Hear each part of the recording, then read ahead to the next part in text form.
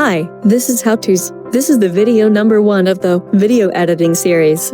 In this video we are going to see how you can download a video editor.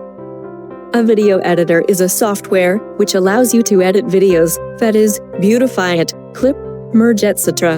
In this video we are going to see how you can download such a video editor tool called Openshot. Openshot is one of the best free video editing tools available, which you can use to start your video editing journey.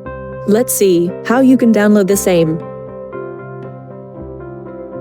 To download Openshot, go to openshot.org and then Downloads.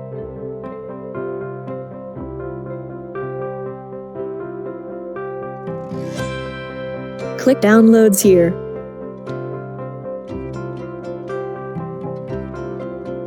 Now, select the Openshot which is compatible with your PC. I will download it for Windows, but you can also do it for Linux, Mac as well.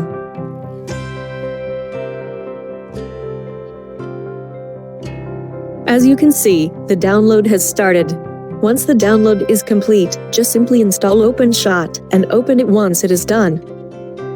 Now, you can simply start editing the videos.